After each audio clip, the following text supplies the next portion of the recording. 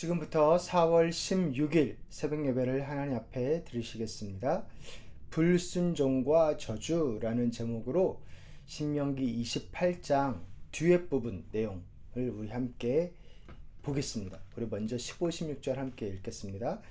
그러나 당신들이 주 당신들의 하나님의 말씀을 듣지 않고 또 내가 오늘 당신들에게 명한 모든 명령과 규례를 지키지 않으면 다음과 같은 온갖 저주가 당신들에게 닥쳐올 것입니다.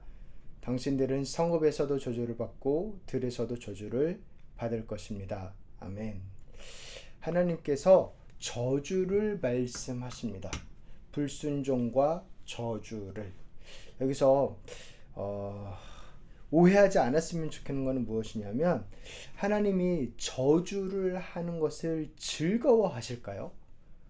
누가 안 되고 잘못되고 어려워지는 것을 좋아하실까요? 그렇지 않습니다. 이 바로 앞에가 우리 지난 토요일이 축복이었죠. 복. 하나님은 복 주식을 들어와도 복 받고 나가도 복 받고 이래나 저래나 복 받고 복 받는 것을 너무 좋아하시는, 그것을 기뻐하시는 하나님이십니다. 그런데 왜 저주를 말씀하시나? 이런 것과 같아요. 물고기가 물 안에서 살면 자유롭고 자연스럽고 너무 좋은데, 예를 들어 물고기가 아니 나는 자유롭고 싶어 하면서 물 밖으로 나가면 그 순간 저주겠죠. 그게 그런 것처럼 우리는 하나님의 형상으로 만들어졌기 때문에 하나님 안에서, 하나님 관계 안에서 하나님의 말씀을 듣고 순종하며 살면 그게 가장 큰 복인데, 그것을 나가는 순간 저주인 겁니다. 하나님이 뭐 특별히 뭘 하지 않아도 그 부분을 하나님의 말씀을 하시는 겁니다. 그래서 우리에게 그러지 말라고, 그러다 다친다고, 불에 아무리 신기해도 불에 손을 대면 손이 다친다고, 그래서 그것을 막는 의미에서 이 저주를 말씀하시는 겁니다. 저주하고 싶어서 안 달라신 게 아니고 혼내고 싶으셔서 눈을 부라리고 이렇게 불을 켜고 계신 게 아니고 막으라고, 그러지 말라고 하는 것입니다. 그래서 이 저주에는 물론 이 단어가 참 자극적이죠. 그래서 거기에 사로잡히지 말고 우리가 저주보다 더 큰 하나님을 좀 봤으면 좋겠는데요. 그러니까 하나님이 무엇을 할 수 있는지를 보면 좋겠어요. 하나님이 이런 것도 할 수 있고 이런 것도 할 수 있다라는 것이죠. 그래서 먼저 자연을 다스리실 수 있고 하나님을 잊고 악한 일을 일삼는 자는 이러한 일을 보기도 한다라는 겁니다. 우리 같이 한번 20절 읽겠습니다. 당신들이 악한 일을 하고 주님을 잊게 될 때에 주님께서는 당신들의 손을 대는 일마다 저주하고 혼돈시키고 책망하실 것이니 당신들이 순식간에 망할 것입니다. 그렇게 순식간에 하나님께서는 무엇을 다르게 하실 수 있는 분입니다. 예를 들어 몸이 전염병에 걸려서 그러니까 몸이 아플 때도 그렇고, 우리 먼저 24절 먼저 읽을게요. 주님께서는 하늘로부터 당신들 땅으로 모래와 티끌을 비처럼 내려서 마침내 당신들을 망하게 하실 것입니다. 그렇게 자연을 주관하시는 분이십니다.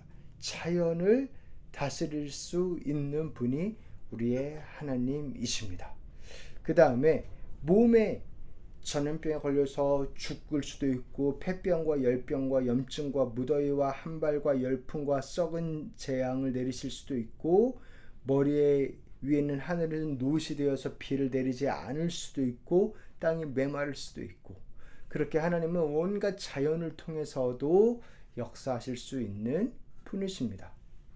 또한 하나님께서는 적군으로부터 이스라엘 민족들을 보호하는 복을 이제 말씀하셨었는데요. 반대로 그 보호의 손을 거두면, 다른 말로 하면 이스라엘 백성이 그 보호의 손에서 스스로 나가버리면 적군들이 몰려왔을 때 어려워지겠죠. 그 얘기입니다. 주님께서는 당신들을 맞아 싸우는 적에게 당신들이 패하게 하실 것입니다. 당신들이 한 길로 치러 나갔다가 그들 앞에서 7길로 도망하는 것을 보고 땅 위에 있는 모든 나라가 놀라서 떨 것입니다. 원래는 적들이 치러 왔다가 7길로 떠났었는데 이제는 이스라엘 민족들이 일곱 길로 도망가게 된 거예요. 그것을 보고 사람들은 놀랄 거랍니다. 왜 놀라죠? 원래는 얘네들 엄청 잘 싸우는 애들이었는데 오늘 왜 이러나? 이렇게 하나님 말 잘 안 들었나? 이렇다라는 것이죠. 그래서 또한 시체가 공중에 온갖 새와 땅의 짐승들의 먹이가 될 것이니 그것을 쫓아줄 사람이 없을 정도로 엄청난 아픔이 있을 수 있다라는 것입니다. 또한 전염병을 다스리는 하나님이 그 손을 거두시면 어떻게 되나? 주님께서 이집트의 악성 종교와 치질과 옴과 습진을 내려 당신들을 치실 것이니 당신들이 고침을 받지 못할 것입니다. 병들을 다스리시는 하나님을 버리고 그 생명에서 벗어나면, 멀리 떠나면 당연히 어려워집니다. 생명에서 떠났기 때문에. 그래서 하나님께서는 이스라엘 백성들, 여기 성경에 표현해요. 미치게도 하시고 눈을 멀게도 하시고 정신찬락증을 일으키게 하실 수도 있는 분이십니다. 우리 함께 읽으면, 주님께서는 당신들의 무릎과 발에 당신들이 고칠 수 없는 악성 종괴가 나게 하셔서 발바닥으로부터 머리 꼭대기까지 번지게 하실 것입니다. 되게 무서운 말씀이시죠. 그래서 여기서 보이는 것은 우리 하나님이 생명의 주관자시다. 병들도 주관하신다. 그러니까 하나님이 모든 것의 주관자시다. 적들도 하나님 손에 달려있다. 이 자연도 하나님 손에 달려있다. 그거를 좀 바라봤으면 좋겠습니다. 마찬가지로 사회도, 우리 사는 삶도, 관계도, 그 일들도 하나님 손에 달려 있습니다. 하나님을 떠나면 어떻게 되나? 29절에 당신들은 마치 눈먼 사람이 어둠 속에서 더듬는 것처럼 대낮에도 더듬을 것입니다. 당신들의 앞길이 막혀서 사는 날 동안 압제를 받고 착취를 당하겠지만 당신들을 구원해 줄 사람이 없을 것입니다. 그렇게 앞길이 막혔어 라는 표현이 여기 성경에 나오죠. 한 여자와 약혼을 해도 다른 남자가 그 여자를 욕보이고, 집을 지어도 막상 지었는데 그 집에서 살 수가 없고, 포도원을 갖고 있는데 거기서 열매를 따먹지를 못하고, 그리고 우리의 소를 우리가 잡았는데 내가 그걸 먹지도 못하고, 그리고 나귀가 우리 앞에서 강탈당해 가는 것을 봐도 도로 찾지도 못하고, 양떼가 원수한테 빼앗겨도 그것을 달라고 할 수 없고 누가 도와주지도 않고, 자녀들이 다른 민족에게 빼앗기고 눈이 빠지도록 그들을 기다리다가 지쳐 떨어지고, 또한 손에 힘이 하나도 없을 것이고, 이런 말씀들을 하십니다. 그리고 또한 우리 땅에서 거둔 곡식과 우리의 노력으로 얻은 모든 것을 우리가 알지 못하는 백성들이 다 먹는 거죠. 이런 데가 있고 즐기는 건 그 사람들이 하고, 그렇게 사는 날 동안 압제를 받으며 짓밟히기만 하고, 사실 이 모습이 이스라엘 민족이 원래 가지고 있던 모습이거든요. 노예 생활할 때 이집트에서 그 노예로 돌아간다는 것입니다. 하나님을 섬기지 않으면 죄의 노예가 될 뿐이죠. 하나님을 섬기지 않으면서 내가 나의 주인이야 라고 말하고 싶겠지만 실상은 죄의 노예로 빠져버리는 것이지요. 그래서 당신들은 당신들의 눈으로 보는 일 때문에 미치고 말 것입니다. 너무 표현이 적나라하지 않나요? 내가 진짜 일 때문에 미치겠어 라고 말한다면 지금 하나님 말씀대로 된 건데요. 네. 자녀도 직장도 사회도 나라도 너무나 힘들어집니다. 왜냐하면 하나님의 복에서 우리가 떠났기 때문이죠. 그리고 또한 하나님은 이 사회도 다스리시고 주관하시는 분이시지만 역사도 미래도 주관하시는 분이십니다. 그분을 노엽게 하면 어떻게 되나?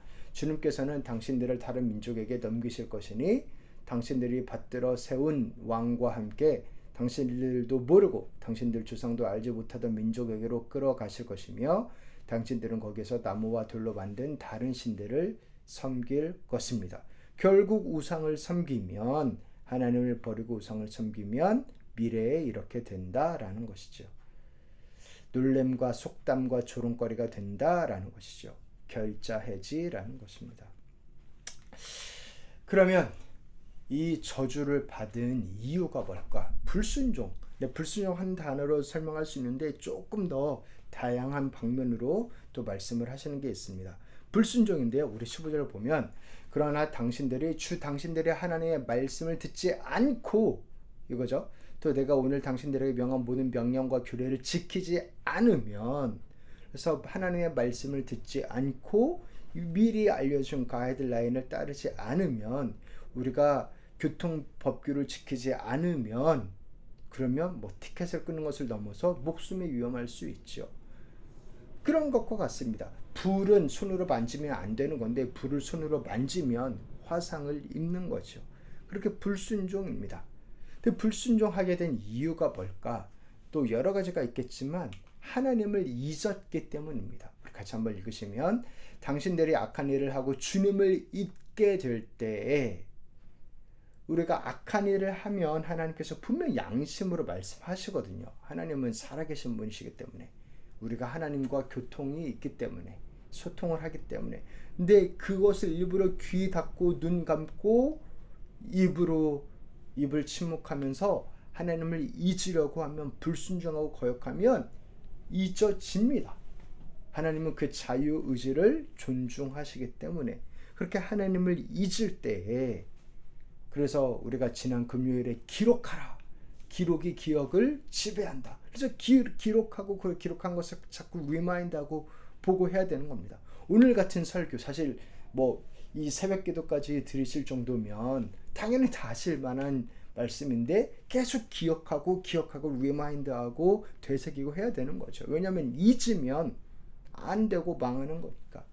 그리고 또한 이 말씀은 경고를 하는 것입니다. 고치라고, 제대로 살라고. 그러니까 이렇게 가지치기를 하고 다시 다잡게 하는 거죠. 그래서 이 모든 저주는 당신들과 당신들의 자손에게 영원토록 표징과 경고가 될 것입니다. 표징 뭐예요? 하나님이 이렇게 하면 이렇게 된다라고 말씀하셨지. 그래서 이런 일이 일어났지. 이게 이래서 그런 거야 라고 하는 이유를 보여주고, 하나님이 살아계심을 보여주고, 하나님의 말씀대로 된다라는 신실하심을 보여주는 거기도 하죠. 표징이기도 하고 또 경고죠. 아, 이러면 안 되겠구나 라고 하는 경고. 또한 저는 이 47절이 되게 중요하다고 생각하는데요. 이겁니다. 모든 것이 넉넉한데도 당신들이 기쁘고 즐거운 마음으로 주 당신들의 하나님을 섬기지 않기 때문에, 이미 있는데 모든 것이 넉넉한데 하나님이 뭘 안 채워주신 게 아닌데, 응답을 안 하신 것이 아닌데, 일용할 양식을 부어줬는데도 인간의 욕심 때문에죠. 저 말은 모든 것이 넉넉한데도 기뻐하지 않고 즐거워하지 않고 만족하지 않고 더를 하다가 그 욕심에 빠져버린 거죠. 그래서 불순종하게 되고, 그래서 이 사단이 그저 나게 된 겁니다. 그런데 또 하나님께서 표현하신 게, 내가 너희를 구원할 때 했던 그 열심으로 너희들을 바로 잡겠다. 네, 그 말씀하십니다. 구원할 때 기뻐하신 것처럼, 제가 이제 여기에 적어오지는 않았는데요, 망할 때 기뻐한다라는 그러한 표현이 있습니다. 이게 얼마나 아이러니입니까? 하나님은 우리가 어려운 거를 정말 기뻐하셔서 그런 말씀을 하시는 걸까요? 그렇지 않지요. 이게 사랑이죠. 사랑은 질투니까. 잘못 가고 있는데, 아니면 뭐 아내나 남편이 바람 피고 있는데, 그래 너의 선택이니까 존중하마, 뭐 이러면은 사랑하는 게 아닌 거잖아요. 그러니까 너 맘대로 해라가 사랑이 아닌 것처럼, 네, 저주를 말씀하셨습니다. 그런데 이렇게 끝나지 않았습니다. 우리 68절 쭉 이렇게 정말 긴데요. 신명기 28장이 결국 68절에 이렇게 이야기하는데, 너희를 살 자가 없을 것이다. 너희를 구원할 자가 없을 것이다. 이렇게 하나님이 말씀하셨는데, 너희를 사서 구원할 자가 없을 것이다. 그런데 그렇지 않습니다.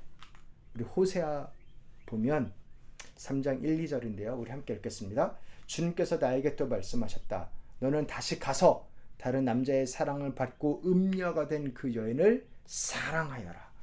이스라엘에서 자손이 다른 신들에게로 돌아가서 건포도를 넣은 빵을 좋아하더라도 나 주가 그들을 사랑하는 것처럼 너도 그 여인을 사랑하여라. 남편을 떠난 그 아내를 사랑하여라. 다른 남자 품에 안겨있는 그를 사랑하여라. 그리고 그를 사와라 합니다. 그래서 나는 은 15세겔과 보리 한 호멜 반을 가지고 와서 그 여인을 사서 데리고 왔다. 즉 값을 치렀다는 것이죠. 아니 어떻게 사람을 사고 팔어? 이게 이 당시에 그렇게 이 당시 이 2000년 전, 3000년 전 가까이 그 당시를 이야기하는 겁니다. 그때 그 문화 안에서 팔려간 그 자를 다시 데리고 오는 겁니다. 값을 치르고 어떤 값을 치르더라도 그렇게 음행을 저지른 그를 다시 데리고 오는 겁니다. 이 사랑, 이 패역한 자를 구원하시는 하나님, 여기에서 이 아픔을 하나님이 어떻게 바꾸시는지를 보여줍니다. 사실 이 저주가 있어야 하나님의 사랑이 더 드러납니다. 왜냐하면 그 저주를 오롯이 하나님이 다 감당하시거든요. 지옥이란 공간이 있어야 하나님의 사랑이 더 드러납니다. 왜냐하면 하나님의 아들 예수 그리스도가 그 지옥에까지 가시거든요. 지옥에 있는 우리를 구원하시려고. 그래서 정말 어쩔 수 없는 필요악처럼 이 저주와 죄와 죽음이란 것이 나타났지만 자유의지 때문에, 그러나 하나님께서는 그것을 모든 것을 감수하고 택하시고 그 우리를 거기에서 구원하십니다. 그러니까 하나님의 사랑은 값싼 사랑이 아니에요. 값싼 은혜가 아닙니다. 그렇게 길게 써있는 그 저주를 온몸으로 다 받으신 그 사랑입니다. 사랑하는 성도 여러분, 우리가 그 사랑에 반응할 수 있기를 기도합니다. 그리고 또한 이렇게 하면 저주를 받는다. 이게 뭐 신약 시대에는 예수님의 사랑 때문에는 다 안 되는 거 아니냐? 그렇지 않습니다. 우리가 하나님을 떠나면 그 자체가 빛으로부터 생명으로부터 멀어진 거니까 그때부터 고생이죠. 그러니까 우리도 이 말씀을 듣고 지키고 기억하고 또 이 말씀, 이 저주로부터 해결하신 하나님을 기뻐하고 사랑하고 자랑하며 그렇게 나아가는 그 고백이 우리 가운데 충만하기를 기도합니다. 그 사랑이 충만하시기를 다시 한번 우리에게 그 리마인드가 있으시기를 다시 한번 주님의 이름으로 축원합니다. 이제는 우리 주 예수 그리스도의 은혜와 하나님 아버지의 사랑과 성령님의 교통하심이 하나님을 믿고 하나님을 찬양하며 하나님 말씀에 순종하며 하나님을 사랑하며 그 복을 누리며 나아가는 우리 귀한 성도님들 한 분 한 분 가운데 이제부터 영원토록 함께 했을지어다. 아멘.